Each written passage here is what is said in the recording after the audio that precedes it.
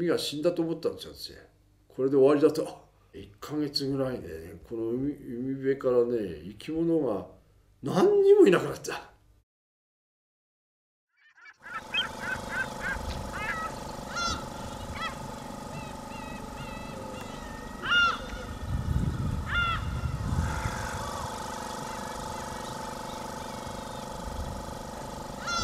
フランスの牡蠣やってる人が来てね、お前は天国のような海で仕事してるって言ったんですよ。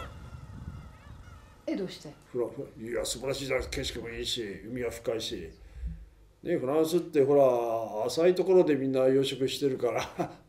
波静かなところで海の深いところはもうヨット優先ですからね限り養殖なんかできないんだよフランスはね。でもこういう天国のようなところで養殖でもね、やっぱ残念ながら天国と地獄がここに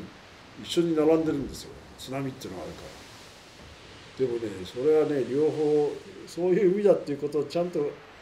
確認してね、そこをやっぱりね生き抜けるその力を持たないとやっぱりこういうところじゃ生きていけないってことですよね。厳しいですけどね。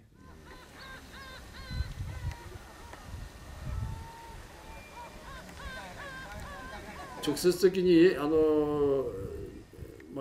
牡蠣のいかだも流されたし船も流されたし作業場も流されたから、そういうショックも大きいんですけど、海さえ生きてればね、牡蠣を育てる力さえあればなんとかなるとは思ってるわけですよ。ところが本当に生き物がねみんな姿を消してしまって1ヶ月ぐらい失敗でしたね。でもね4月のそれから1ヶ月経って4月の中旬中頃過ぎたらですね、うちの孫が「おじいちゃん海に魚がいる」って教えてくれたわけで、それ言ったらなんか魚がパチャパチャいるわけですよね。でそれからですね5月暖かくなったら海の中に魚がもうどんどん増えてきてですね、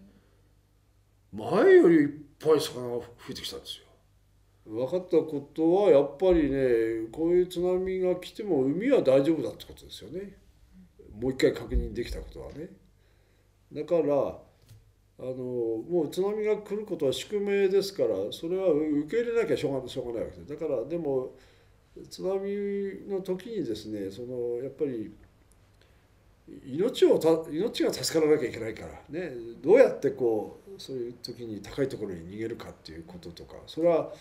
うちの息子たちも孫たちもね、また10歳の孫です。彼らもそれを体験しましたよね。だからもし地震があって津波警報が出たら自分をどうすればいいかっていうのもまず分かったことじゃないですか。だからやっぱりね、ここで生きる限りはその津波は受け入れなきゃいけないから、そういう時にどう生き抜くかっていうですね。8月の牡蠣はミルク。今からそうですね30年ぐらい前にですね海が汚れてきたわけですよね。それで牡蠣がやっぱり育ちが悪くなったり、牡蠣が死んだりですね、それから赤潮ってその悪いプランクトンが湧くと海が赤くなるわけですよね。私はとにかく牡蠣が好きなもんでね、それでなんとかもう一回きれいな海をね、取り戻したいというようなことでうちの仲間とじゃあどうしたらいいかと。そういう悪いものは太平洋の方から来ないわけですよね、沖の方からは。気が付いたら全部こっちの人間の側から来るわけじゃないですか。であんまり今まではこっちは見てこなかったんで、漁師はこっちばっかり見てて、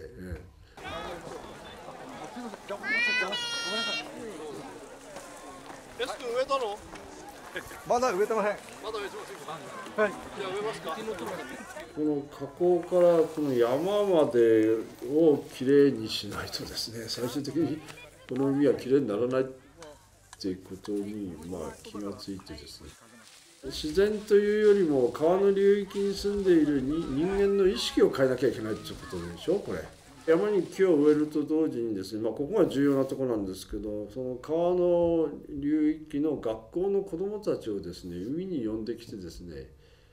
その森と川と海はどういうふうにつながってるかっていうようなことを教えるですね、自然学校みたいな、そういうのを始めたんですよ。去年はですね